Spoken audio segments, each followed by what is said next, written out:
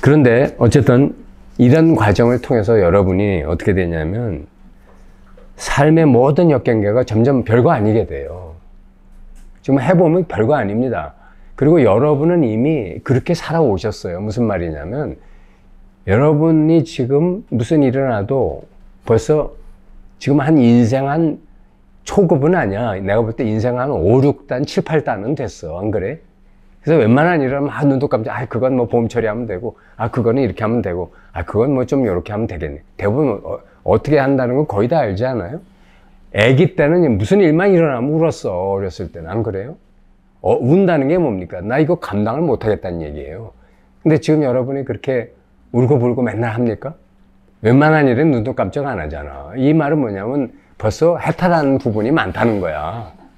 그죠? 벌써 이미 그렇게 살아왔어. 그럼 남아있는 걸 마저 정리해야지. 그게 보림이라는 거예요.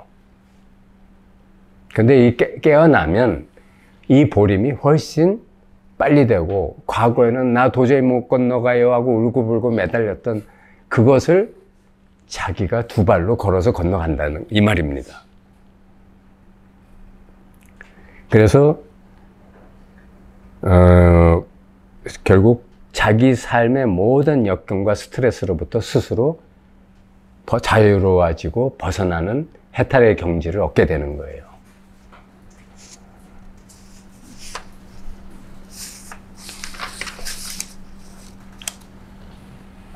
우리가 부처님이 이제 그 깨달은 이후의 길을 팔정도라고 말씀하셨는데, 이제 팔정도가 정견, 정사유, 정어, 정업, 정명, 정념, 정진, 정정 뭐 이렇게 나눠지는데, 뭐 그거 저도 다 외우지도 못해요. 그런데 어쨌든 정견을 계속 하게 되면 나머지 거는 저절로 일어납니다. 저절로 되어져요.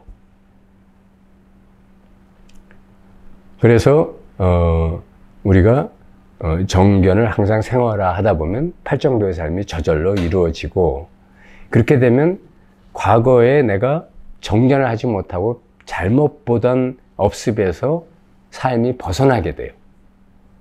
그래서 악업과 나쁜 인연을 안 만들게 되고, 매사에 감동, 감흥, 감탄, 감동, 감화, 감사하는 삶을 살게 되고, 또 지혜로워지고, 그리고 세상이 자기 몸과 마음의 무게가 점점 빠져요.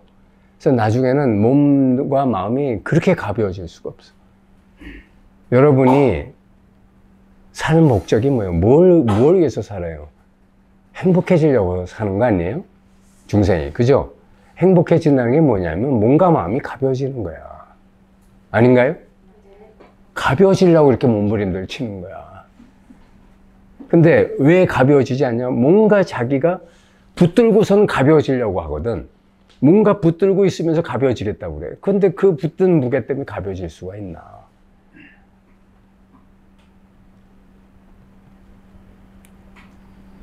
그래서 우리가 정견을 하게 되면 가장 이러한 이상적인 존재 방식에 빨리 가는 지름길이 보이고, 그것이 자기의 생활화가 된다는 거예요.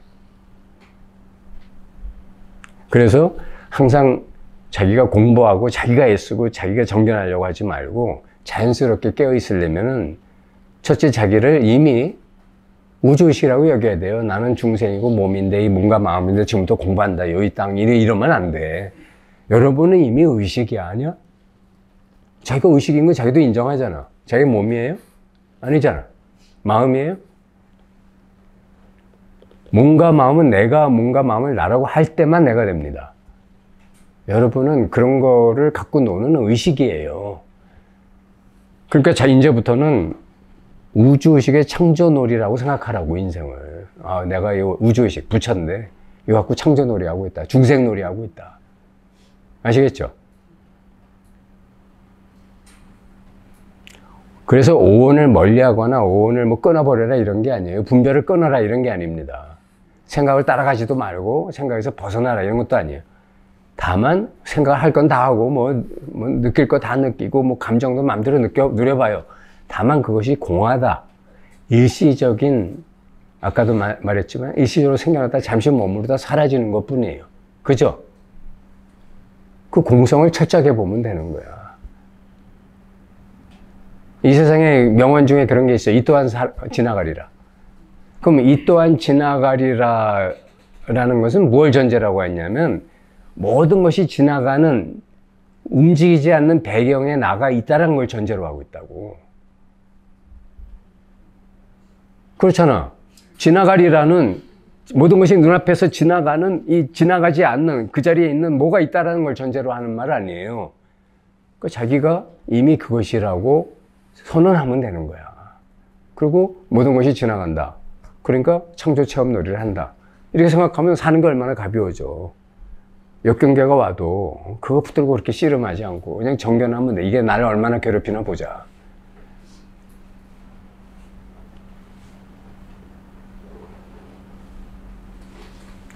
이렇게 되면 이제 마지막에는 여러분이 세상에 무슨 일을 살아도 별일이 아니게 돼요. 그리고 내가 이 비유로 말했지만 이것과 이것이 하나임을 드러내는 이 살아있는 자리가 여러분 앞에 딱 현존하게 되면 전혀 다른 4차원 세상이 열려요. 몸은 분명히 3차원 세상을 살고 있죠. 근데 여러분의 정신은 완전히 이 3차원 세상을 초월해 있어요. 그래서 3차원 세상에 영향을 안 받는 거예요. 3차원 세상은 물론 살아가죠. 필요하면 생각, 감정, 느낌을 다 쓰고 살아가는데 훌쩍 벗어나 있어. 정말 불가사의한 차원이 있어요. 그러니까 이거는 자기가 체험해 봐야 되는 거야.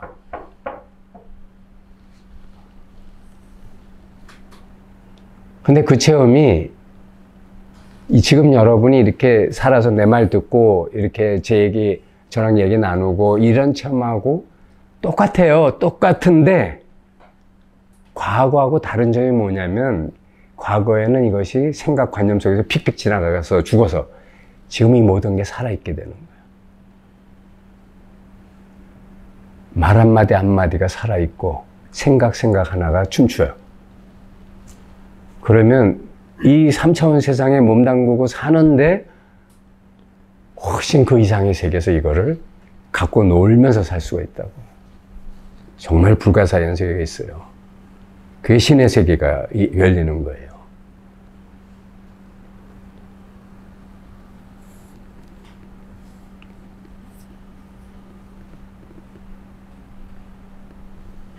자, 어쨌든 시간이 다 돼서 오늘 제가 강의한 것에 대해서 질문하실 분 있으면 한두 분만 받고 끝내겠습니다. 자, 질문하실 분? 없어요? 예. 우리 공채님은 질문도 많으시고. 교장 선생님한테 맞지 않으려고 예. 제가 여러 가지 지금 제가 광채님을 때린 적이 없는데. 아니 아까도 이야기를 했더니 금방 말씀하셨는데 예. 그런데 예전에 그 구지 스님한테 손가락 들었는데 네. 딱 이렇게 혼냈잖아요. 예. 그랬는데 왜 그 가슴이 연꽃 들은 거는 왜 혼을 안 냈을까?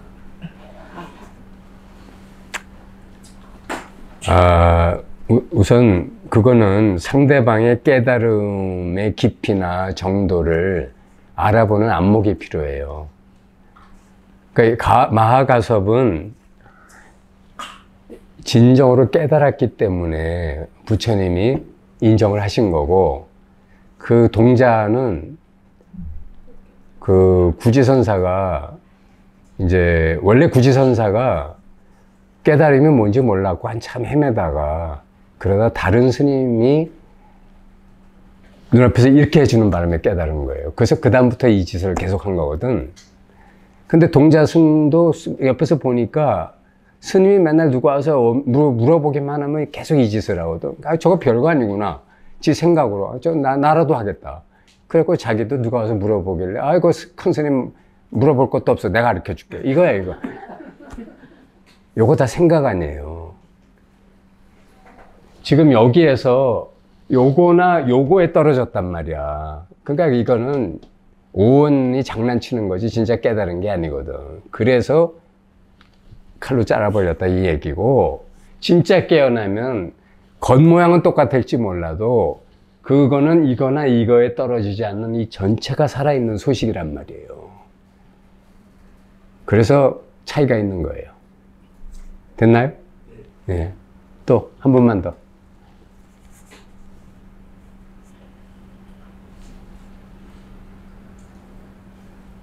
예, 말씀하세요. 역경계가 왔을 때 예. 전체를 그러니까 내용을 빠지지 말고 정연을 하라고 하셨잖아요. 예. 근데 우리가 어떤 역경계에 있을 때 개선을 하기 위한 또 노력을 하고 싶잖아요. 예, 물론 해야죠. 하지 말라는 건 아닙니다. 그렇죠. 근데 개선에 대한 노력을 한다는 것 자체가 내용물에 빠지는 거 아닌가요? 그래서 그게 아니, 같이 하는 게 내용물에 대한 이해죠. 빠진다라는 건 뭐냐면 그것만에 치우친다는 얘기예요. 빠진다라는 것은 중도라고 하는 건 어디에도 기울어지거나 빠지지 않는 건데 거기에 빠져버리기 때문에 그게 문제가 된다는 거지. 그 문제를 해소하려고 하는 것은 벗어나 있어도 해소하려고 할 수 있잖아요. 중심이 일단은 안에 있을 때 우리가 이게 내가 원하는 방향이고 예를 들어서 뭐 병을 낫게 한다라고 하면은 병을 낫게 하기 위한 게 굉장히 이렇게 몸을 보살피고 이게 옳고 그르고 이런 것들이 굉장히 중요해지잖아요. 그러면 그거 자체가 뭔가 초점이 그건 유동님 생각이고 네. 그게 그런 게 아니고 이제 이런 비유를 들어봅시다. 어린애가 좀 잘못을 했어요. 뭐 손주가 됐든 뭐 조카가 됐든. 근데 그 잘못을 한 애가 자기 잘못을 인정을 안 해. 그러면 이 할아버지나 삼촌 입장에서는 얘는 귀엽지만 이거는 고쳐줘야 되겠거든. 그러면 짐짓 화를 낸다고. 그 야단을 친단 말이에요. 예? 그럴 때 이 할아버지나 삼촌은 그 화남 속에 빠져 있는 거예요? 아니면 화남이라는 감정을 쓰지만 거기서 벗어나 있는 거예요? 그 안에 동시에 있어요. 화난 표시를 하고 화난 얼굴을 보여야 되니까. 그러니까 그 감정을 쓰고 있지만 동시에 자기가 일부러 그러고 있다는 걸 알고 있기 때문에 벗어나 있다고. 그죠? 그때 가장 지혜로운 길을 보고 그 애를 가장 바람직한 상태로 인도할 수 있지. 내가 화 속에 빠지면 걔를 때릴 수밖에 없고 욕을 할 수밖에 없고 그럼 상대방도 나를 무서워하게 되고 사이가 멀어지게 되지 사랑으로 진짜 나를 이끌어주는 거라는 느낌이 없어요. 무슨 말인지 아시겠죠? 즉 우리가 일상 속에서도 중도의 지혜라고 하는 거는 뭘 쓰지만 거기서 이미 벗어나 있을 때 가장 바람직한 지혜와 이상적인 길이 보인다는 거예요. 이건 마치 장기 둘 때 제3자가 더 그 수가 잘 보이는 거하고 똑같은 거야. 그 생각 안에 딱 빠져 있으면 옛날 같으면 빤히 보이던 수가 안 보이는 거야.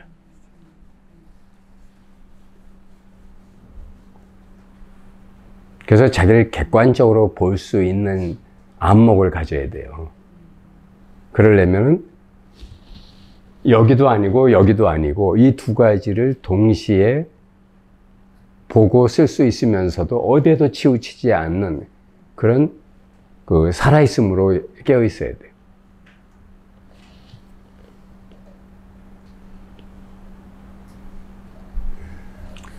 자, 일단 이제 시간이 돼서 오늘 이상 마치겠습니다. 여러분 수고하셨습니다.